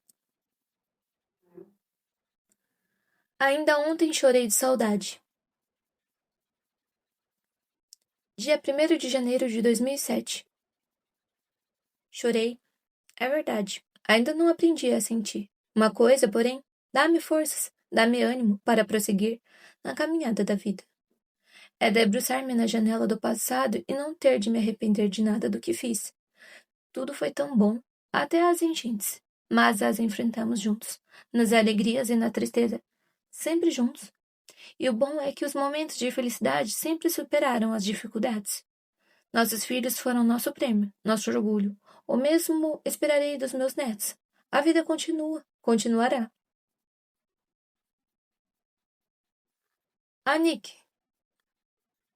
nossa cadela poodle. Após o falecimento de Geraldo, a Nick entrou em depressão. Nada a alegrava, bastava ouvir o nome de Geraldo e ela corria toda pressurosa para a porta de entrada. Quantas frustrações! Era de cortar o coração. Teodoro Fox, a bolichinha da minha filha, tomou-se de amores por ela. Era tão grande sua paixão que tiveram de castrá-lo. Para quê? Coitadinho do Té. 2 meses após ela faleceu. A lacuna ainda hoje perdura. Minha filha enterrou em aldeia e Teodoro, presente, só se afastou da sepultura muito tempo depois. Tornou-se um cãozinho carente, triste. Ele sente adoração pela mamãe, minha filha. É como se fosse o filho caçula. Após o casamento do meu neto, com o que era pegadíssimo, Theo também entrou em depressão. Levamos à veterinária, que é dedicadíssima a tratar a Nick. Graças a Deus, ele já está melhor. O mais interessante é que ele está se apegando demais em mim. Está sendo meu companheiro, se bem que o amor da vida dele é minha filha Ana. 80 anos. 16 de agosto de 2008. Ao completar meus 80 anos, pensei e repensei em toda a minha trajetória e regozijei-me com o saldo positivo. Apesar dos incidentes, quem não os tem? Sinto-me uma privilegiada. Infância, adolescência, juventude, sempre contando com as mãos meigas, porém firmes, dirigindo-me para o bem. Ensinaram-me a ser eu mesma, nunca querer viver uma vida de falsas aparências. Se queres algo mais do que tens, luta para conseguir isso. A esperança em nós mesmas, a nossa força interna, a prática do bem. Se fores digna, sempre estarão ao seu lado. Este era um dos diálogos preferidos do meu avô, e acrescentava: o sofrimento, a alegria, o sucesso, o fracasso fazem parte da nossa existência. Esses ensinamentos sempre me acompanharam, nunca os esqueci. Hoje, posso dizer que a vida me reservou alguns infortúnios. recompensou-me com muitas alegrias. Casada por 52 anos, tivemos juntos horas fáceis e difíceis, mas sempre nos ajudamos mutuamente. Tenho consciência de ter sido a companheira ideal, a mulher com a qual ele sempre sonhou para ter, a metade da sua laranja. Nossos 3 filhos coroaram nossa felicidade. A primeira, uma menina, Ana, o nome da sua mãe, o segundo, Marcos José, e o terceiro, Marcelo. Éramos uma família invejável. Na reitoria local do seu trabalho, chamávamos-no a Sagrada Família. Na casa de minha sogra, a família real. Hoje, sou viúva. Sinto muitíssimo sua falta. Meus filhos são adultos, casados, possuem suas próprias famílias, mas ainda são meus filhos, sangue do meu sangue. Compartilhamos juntos alegrias e tristezas.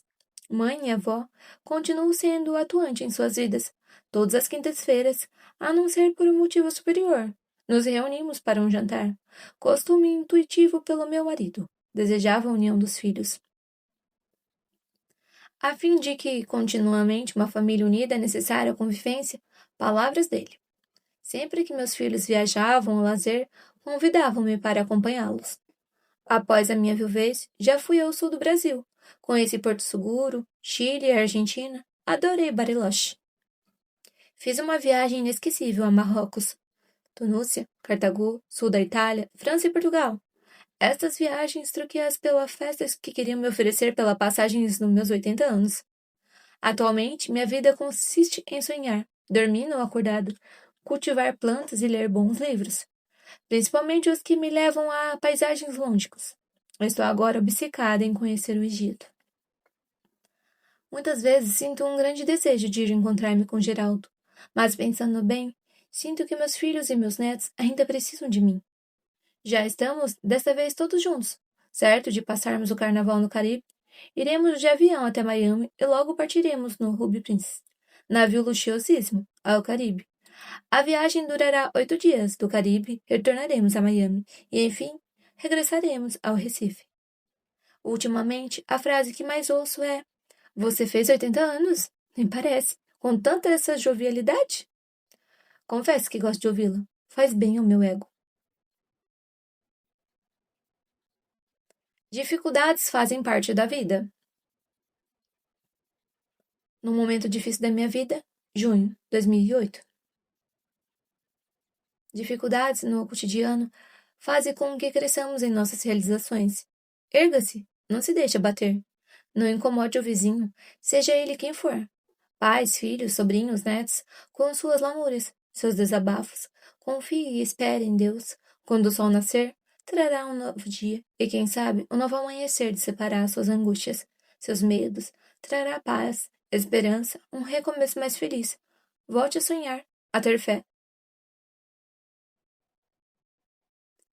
Recordações. 20 de dezembro de 2008. 4 anos longe de você. Geralmente, participando de conversas de amigos, irmãs, primas, ouço sempre a mesma afirmação. Relacionamento conjugal perfeito não existe. Uma boa acomodação, ainda aceito, mas o amor eterno, essa não. A utopia é querer tapar o sol com a peneira. Bem, concordo em termos, mas lembro-me de uma vez quando meu marido cantava apaixonadamente para minha canção Cinzate. Minha nora, Sofia, dizia para meu filho: Marcos, por que você não canta assim para mim uma canção dessas? Como eu gostaria! Já estávamos casados há mais de 50 anos, já havíamos comemorado nossas bodas de ouros, já tínhamos netos. A canção em italiano, língua que ele usava nas suas canções, é assim, Cinzate, em português, sem você. Eu que não posso viver um dia sem você. Como poderei viver uma vida sem você?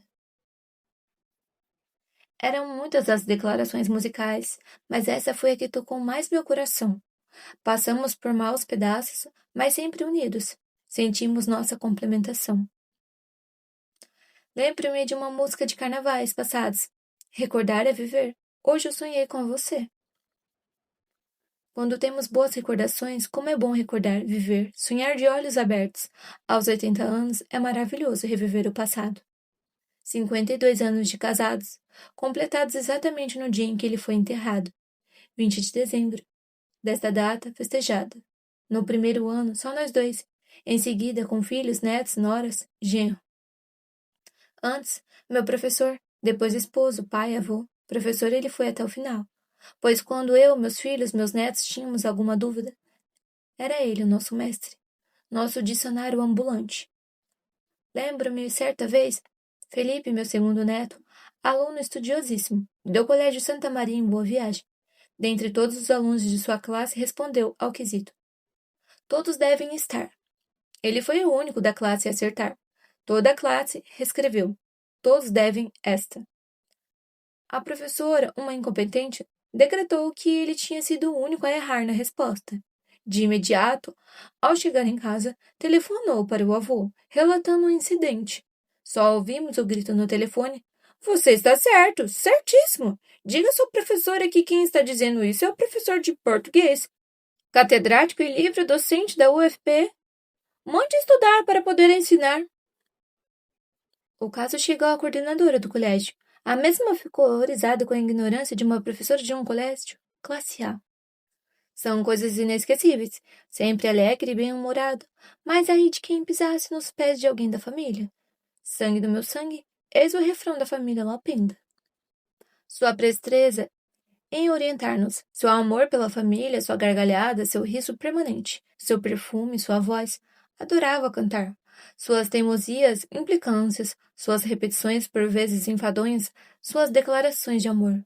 Non dimenticar, cheio nostro amore, duraré per sempre. Não te esqueças que nosso amor durará para sempre. Nos seus últimos momentos, apertando minha mão, já sem voz, captei no seu olhar. Como poderei viver de agora em diante sem você? Aí eu me pergunto, foi acomodação ou amor eterno? Até que a morte nos separe. Certa vez, conversando numa roda de jovens casadoras, fui surpreendida com a pergunta. Qual o remédio que você nos aconselharia para fazer com que o nosso casamento dure até que a morte nos separe? Com sua experiência, qual o remédio? Pensei e respondi. Receitas ou remédios não existem, não funcionam, fogem a qualquer sensatez.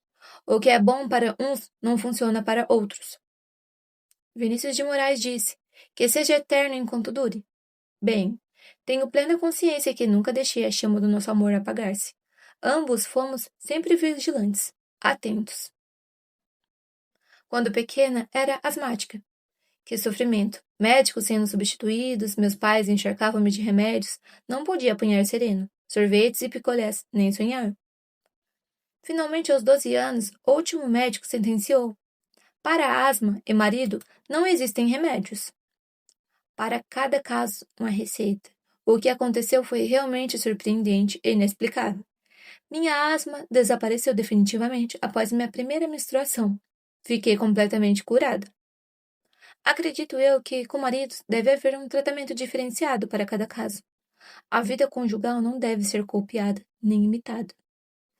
Cada casal faça por onde, encontrando-me metade da sua laranja. Na hora de juntá-las, esforçando-se para unir as duas partes e conseguir a laranja inteira. E juntos, saboreá-la, conservando-a sempre doce, apetitosa, gostosa e saborosa até o final. Num casal, além da paixão inicial, deve haver um amor verdadeiro, um companheirismo, uma cumplicidade, às vezes ou muitas vezes briguinhas, brigas e pazes. Como é bom fazer as pazes! O amor deve ser lúcido e saudável. Ambos podem e devem exigir e proporcionar, dar e receber, perdoar e saber perdoar. A reconciliação é uma vitória, um prêmio. A compreensão, um pouco de renúncia, o respeito mútuo, nunca a submissão total. A palavra liberdade deve ser usada com cautela, com parcimônia. A palavra perdão só em momentos necessários, porque errar é humano e perdoar é saber amar. O interesse comum pelos mesmos ideais, a sensualidade para conservar a chama acesa e principalmente a lealdade em ambas as partes. Nunca deixe a banalidade, a rotina, a mesmice reinar no seu lar. É bem melhor umas briguinhas de vez em quando do que a apatia. Não permita que o encantamento nem os momentos mágicos desapareçam. O rapaz bonito, que foi seu namorado, seu noivo, um dia transforma-se num homem careca e barrigudo. No meu caso, mas o charme e o interior cada vez mais rico, mais sedutor, não desaparecerão. Ele será mais sonhador, mais atencioso, enamorado, etc. Relacionamento se constrói ou se destrói ao longo dos anos, ao longo de uma vida em comum. Cabe a cada um de nós tomar e oferecer o remédio adequado. O que posso responder-lhes é: compartilhe os bons e principalmente os maus momentos, que não precisa de um ombro para apoiar nas horas difíceis. Dividam alegrias e tristezas, construam um futuro promissor. Sonhar acordado é tão bom. Este foi o remédio que tomamos juntos para conseguirmos um final feliz. Até que a morte nos separe. Psiu. Nosso casamento durou 52 anos, com bons e, graças a Deus, maus momentos sempre juntos. Os maus momentos nos uniram ainda mais. Aguentamos firmes. Você sabe viver? Para viver de verdade é preciso ter esperanças, muita fé e principalmente construir sonhos acordados. Pensar e repensar no que a vida nos ofereceu e oferecerá. Saborear com muito gosto as coisas boas e aprender a aceitar as ruins. Aceitar sem humilhar, entregar sem se submeter, lutar e vencer os obstáculos. Os ganhos e perdas que a vida nos oferece dependem de nossas perspectivas, de sabermos as dificuldades. Se tivermos com quem reparti-los, melhor ainda. Nos meus 52 anos de casados, tive ótimos momentos. Viajamos pelo Brasil, de norte a sul, de leste a oeste. Viajamos diversas vezes pela Europa e Estados Unidos. Foram viagens inesquecíveis, mas tivemos muitas dificuldades. Por 14 vezes as cheias invadiram nossa casa. Tivemos uma catastrófica visita de um ladrão no dia 28 de março de 1950. Que data inesquecível. Tivemos dificuldades financeiras após essa nefasta visita. Ela nos deixou muitas sequelas, mas juntos reprogramamos nossa vida. Costumávamos dizer: as desgraças fizeram-nos mais unidos. O amor aumentava, sentia-me mais amada e amava com mais intensidade. Sonhar é viver. Se por acaso eu desistir dos meus sonhos, adoro sonhar acordada. Não sei se gostaria de continuar vivendo. Sei que seria feliz. Sinto que não valeria a pena viver. Um epílogo. Estava eu meio sorumbático. Era 6 de dezembro, ou seja, aniversário de papai, faltando 30 dias para o primeiro ano sem mamãe fisicamente entre nós. Olhava meus e-mails e fui dar uma folheada no Facebook quando me deparei com a postagem de um vídeo e a partir da música Aonde Quer Que Eu Vá, cantada pelos Paralamas do Sucesso, com um bonito jogo de imagens e palavras. Deu uma levantada no astral, pois entendi que, mesmo longe do olhar, eles estarão sempre no meu coração, ao meu lado, aonde quer que eu vá. É por isso nunca haverá um epílogo para a história das nossas vidas. Assim, o término físico dessas páginas nunca representará o encerramento, mas sim uma deixa para sua eterna continuidade.